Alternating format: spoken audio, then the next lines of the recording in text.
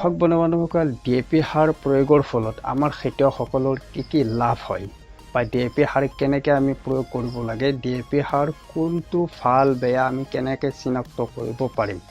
বা DAP সাৰত কোনকেইটা পুষ্টি পোৱা যায় আজিৰ এই ভিডিঅ'টোৰ মাধ্যমেৰে মই আপোনালোকৰ সৈতে সকলোখিনি আলোচনা কৰিব বিচাৰোঁ গতিকে আপোনালোকে ভিডিঅ'টোৰ সৈতে শেষলৈকে জড়িত হৈ থাকিব তো বলক মূল কথালৈ আগবাঢ়ো কৃষক বন্ধুসকল আপোনালোকৰ বাবে আপোনালোকক দেখাবৰ বাবে মই অকণমান DAPৰ চেম্পল অলপ লৈ আহিছোঁ এইটো হৈছে ইফকো DAP কলা ৰঙৰ আপোনালোকে দেখিবলৈ পাইছে ইফকো DAP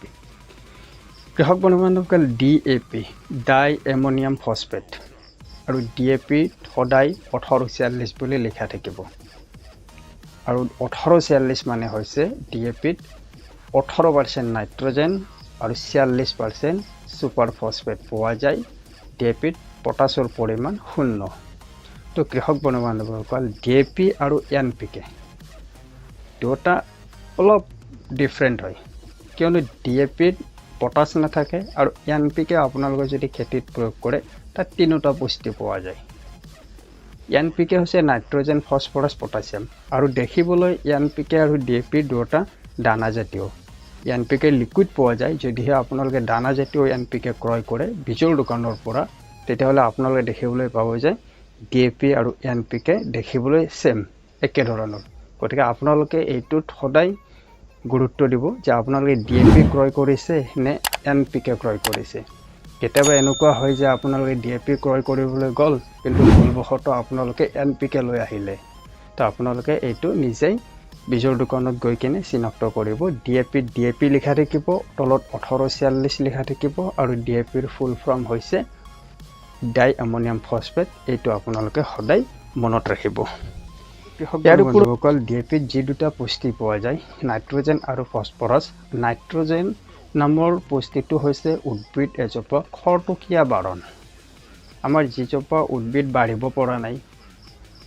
সেইজোপা উদ্ভিদত যদিহে নাইট্ৰজেনৰ অভাৱ হৈছে তাত আমি নাইট্ৰজেন নামৰ পুষ্টিটো যোগান ধৰাৰ লগে লগে সেই উদ্ভিদজোপা হঠাতে বাৰণ শক্তি তাৰ বৃদ্ধি পাব সেই হঠাতে বাঢ়িব ধৰিব তাৰ পাতবিলাক ডাঙৰ হ'ব সেউজীয়া হ'ব গাৰ বৰণ সলনি হ'ব নতুনকৈ আগ আহিব তাত নাইট্ৰজেন নামৰ মৌলটো পোৱাৰ বাবে আপোনালোকে এই উদ্ভিদজোপাৰ সলনিখিনি দেখিবলৈ পাব ইয়াৰ উপৰিও যেনে সিঙ্গল সুপাৰ ফসফেট শস্যৰ উৎপাদন স্বাস্থ্য বৃদ্ধি কৰিবলৈ শিপা বৃদ্ধি কৰিবলৈ সিঙ্গল সুপাৰ ফসফেট নামৰ মৌলটো খুবেই প্ৰয়োজন হয় সিঙ্গল সুপাৰ ফসফেট উদ্ভিদ এজোপাৰ শিপা বৃদ্ধি লগতে তাৰ স্বাস্থ্য উৎপাদন সিঙ্গল সুপাৰ ফসফেটে খুবেই অৰিহণা যোগায় উদ্ভিদ এজোপাক কৃষক বন্ধুসকল আমি সকলোৱে জানো যে উদ্ভিদ এজোপাক তিনিটা মৌল খুবেই দৰকাৰ হয় নাইট্ৰজেন ফসফৰাছ পটাছিয়াম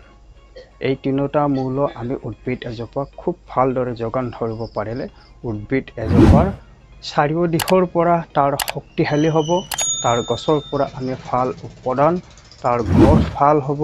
তাৰ ৰং ভাল হ'ব ফলবিলাক দেখিবলৈ ধুনীয়া হ'ব ডাঙৰ দীঘল হ'ব আমি অধিক উৎপাদন লাভ কৰিবলৈ পাৰিম তো কৃষক বন্ধুসকল DAP সাৰ আপোনালোকে খেতিত যে প্ৰয়োগ কৰিব আপোনালোকে বীজ নিদিয়াৰ আগত যেতিয়া শেষৰ চাহ হাল মাৰিব আপোনালোকে তেতিয়াই DAP সাৰটো প্ৰয়োগ কৰিব পাৰে আৰু DAP সাৰৰ লগত আপোনালোকে পটাছ সাৰ অকণমান মিহলাই ল'ব যেহেতু DAP পটাছ নাথাকে আৰু যদিহে আপোনালোকে NPK সাৰ প্ৰয়োগ কৰে তেতিয়াহ'লে আপোনালোকে পটাছ নিদিলেও হ'ব কাৰণ NPK তিনিটা পুষ্টি পোৱা যায় নাইট্ৰজেন ফসফৰাছ পটাছিয়াম ইয়াৰ উপৰিও কৃষক বন্ধুসকল বহুতো কৃষকে বিচাৰে যে গছবিলাক যেতিয়া তেওঁলোকৰ 3 ফুট 4 ফুট ওখ হ'ব বৃদ্ধিৰ বাবে গছৰ চাৰিও দিশে তেওঁলোকে DAP সাৰ দিব বিচাৰে নিশ্চয় পাৰিব কৃষক বন্ধুসকল ইয়াৰ বাবে আপোনালোকে অকণমান কষ্ট কৰিব লাগিব যেনে অকল আপোনালোকে DAP সাৰ নিদিয়ে তাৰ লগত যদি আপোনালোকে শুকান গোবৰ বা ভাৰ্মি কম্পোষ্ট ধুনীয়াকৈ আপোনালোকে মিক্সাৰ এটা বনাই লৈ গছ এজোপাৰ চাৰিও দিশৰ পৰা আপোনালোকে ৰিন কৰি দিলে আপোনালোকৰ এই সাৰটোৱে ভালকৈ কাম কৰিব লগতে আপোনালোকৰ উদ্ভিদজোপাৰো একো ক্ষতি নহয় আৰু DAP সাৰ যদি আপোনালোকে অকলে দিব পাৰিব দি কিনে আপোনালোকে কিন্তু তাত পানী নিদিব কাৰণ পানী দিলে আপোনালোকৰ গছজোপা মৰি যাব পাৰে কিয় তাত নাইট্ৰজেন পোৱা যায় যেহেতু 18%, তো সেইকাৰণে আপোনালোকে DAP সাৰটো দি কিনে লগালগ আপোনালোকে 24 ঘণ্টামানৰ সময়ৰ বাবে পানী নিদিব, তাৰপিছত আপোনালোকে পানী দিব।